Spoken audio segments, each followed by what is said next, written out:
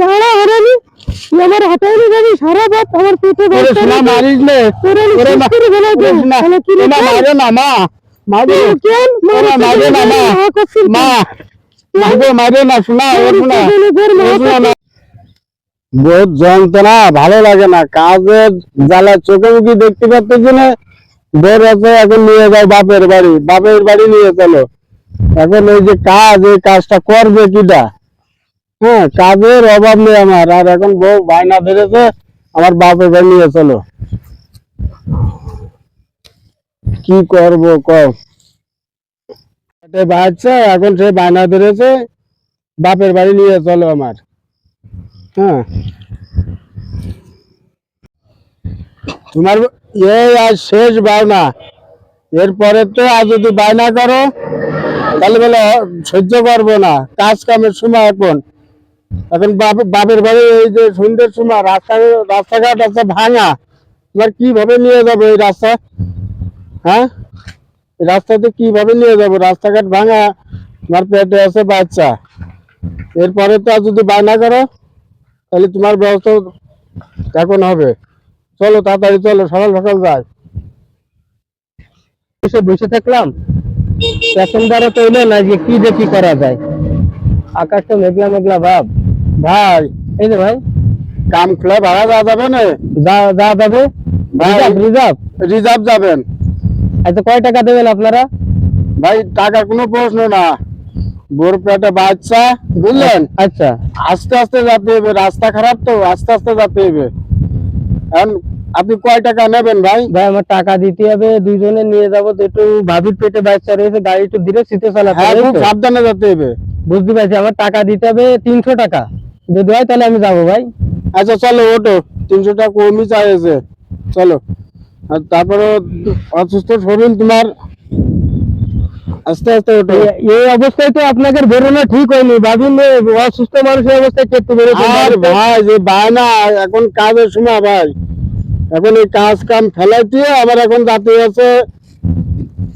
বউ নিয়ে শ্বশুর বাড়ি আর পেটে বাচ্চা এখন বায়না তো ধরলি বুঝ দিতে পারতেছেন এখনকার মহিলারা কি অবস্থা বুঝতে পারি তাহলে ওঠেন যাই আল্লাহর নামটা নিয়ে যা হবে ভাবি একটু দেরে বেশো ভাই হ্যাঁ ভাই তাহলে রওনা দিই নাকি আচ্ছা আচ্ছা আস্তে আস্তে যাই নেন আচ্ছা শ্বশুর বাড়ি যাবো তাহলে মিষ্টি কিনবা কোন জায়গাতে ওইখান তো আমার দাঁড়াতে হবে না মিষ্টি কিনবা না শৈলের বাজার থেকে শৈলের বাজারের থেকে কিনবা হ্যাঁ ও শৈলের বাজারে ওই অমনি রাস্তা একটু ভাঙা কম হবে না বুঝলেন আচ্ছা আচ্ছা ওই রাস্তা দিয়ে যাই আচ্ছা ওই রাস্তার মাঝে কি কোনো চা পানের দোকানে দাঁড়াতে হবে না দাঁড়ায় না আপনার নিয়ে যাচ্ছি যেহেতু আস্তে আস্তে যাবেন বুঝতে পারছি আর কোনো রাস্তাঘাটে কি কোনো পায়খানা পোশাক ফিরার কোনো বিরতি দিতে হবে না তা একটু নিতে হবে না ভাই তাহলে আমার ভুল হয়ে গেছে তাহলে আমি ওই 300 টাকা বাড়াই ভাই আমি যেতে পারবো না বুঝলে কারণ তোমরা চা পানের দোকানে দাঁড়াবা আবার রাস্তায় মনে করো বাথরুমে যাবা পিসাব ফিরতে যাবা তাহলে তো আমার সময় লস হয়ে যাবে বুঝলে তাহলে আপনারা অন্য ভ্যান থেকে চেষ্টা করেন আর যেহেতু ভাবির পেটে বাচ্চা রয়েছে ভ্যান চালাতে একদম ছোলো হ্যাঁ হ্যাঁ ভাই তাতে করে আমার 300 টাকা বাড়াই হবেন না যেহেতু আপনি তো ভালোই বোঝেন পেটে বাচ্চা হলে মহিলাকে ঘন ঘন বসা ভাই আপনার শিখাই দেওয়া লাগবে না না সব ঠিক আছে কিন্তু আমি ভাই 300 টাকা ভাড়া যেতে পারবো না ভাই আর এই 50 টাকা দিবা না না 50 টাকা না আমার টাকা লাগবে পুরো 1000 টাকা দিতে হয় তাহলে আমি যেতে পারি না যাবো না কারণ আপনাদের পোশাক পায়খানা চাপতে চার দোকানে পান চা সিগারেট খাবা বা শ্বশুর বাড়ি যাবা মিষ্টি কিনবা দিয়ে যাও তাহলে বউটার কলাম যে এখন যেতে হবে না কাজের সময় এখন যেতে হবে না এই বউ এখন তাহলে ভাই নামও আমি যেতে পারবো না বুঝলে আর আকাশ মেঘলা ভাব আমি ওই আমার গাড়িতে আবার চার্জ কম রয়েছে বুঝলে আমি আবার নামাই দিতে আসতে পারবো না এক কাজ করেন ওই দুজনে 8টা চলে যান যেহেতু ভাবির পেটে বাচ্চা রয়েছে 8টে গেলে বেশি যাওয়া লাগবেন না চলে যান তাহলে হাঁটে যেতে পারবে না শোনা তুমি পারবে না 8টা চলে যাও আচ্ছা 8টা চলে যাও তাহলে চলো আসতে লাগবো আমার শোনাটুক আমার বিটিগের কথা কইলি শোনে না কলাম যে যাতে হবে না পেটে বাচ্চা রাস্তাঘাট খারাপ কোনো গাড়িওয়ালা যাতে শিকার হইলো না। আমি তো এখন চলো, আমি তো মেলাদিন বাপের বাড়ি যাইনি, তা আমার নিয়ে কিন্তু তোমার সমস্যাটা কি হচ্ছে? তুমি এরকম কিরকম কেন? আর আমার পেটের মধ্যে কি একটা হচ্ছে কেন? কেলে আইসো, যাবা না বাপের বাড়ি? না বারবার কলাম যে এই অবস্থায় যাতে হবে না বাপের বাড়ি।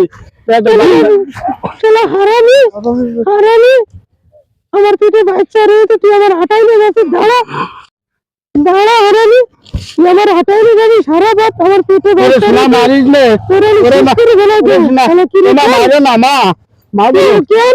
ওরা মারো না মা, মা মারো মারো না, শোনা ও শোনা, ও শোনা মারো না। সম্বন্ধে তোর সংসার আমি করবো না, আমার পেটে বাচ্চা দে।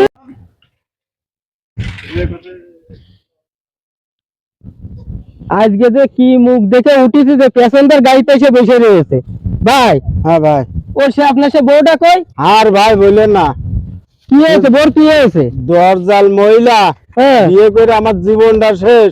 পথের মাঝে আমার যে মারা মারলো আমার বউ, আমি ও ফেলাইতে চলে আসছি। ওই ভাই আমি বুঝতে পারিলাম বলে আপনাকে বাড়া নিয়ে গেলাম না, কারণ কি আপনার যে বউ, তা ওনার চেহারা দিয়ে আমি বুঝতে পারিছি ওই মাছ পথে নিয়ে যায় আমারে গলা টেক্কা দিয়ে মনে করো ফেলাই দিত। ওই বাড়া নিয়ে কেমন যাবে বলে শুরুতে আমি কইতে মনে করো যাবো না। ওরে ভাই যে মারা মাইরেছে ভাই, লজ্জাতে আর কি করবো, আমি চলে আসছি ওই দরজাল বোর সাথে, ওর বাপের বাড়ি যাব না। বুঝতে পারিছি রে ভাই, বউ যদি ভালো না থাকে তার জীবনে কোনো সুখ শান্তি নেই। ভাই আমার একটু দিয়ে আসেন, আমার নড়ার কায়দা নেই। আচ্ছা আপনার সে বউটা কই ভাই? ওই বউটা ওই যায় ফেলাইতে চলে আসছি, পারলি বাপের বাড়ি যাক, না পারলি জানে খুশি সেটা চলে যাক। বাইসে গেছেন আড়াই বছর, আড়াই মনের আটার বাইসা বস্তা আপনার কান্দেতে নেমে গেছে। আল্লাহ কাছে ফরিয়াদ করেন। ভাই আমার যে মারা মারেছে, আপনি দেখলে আপনি নিজে হাউমা করে কাঁদতেন।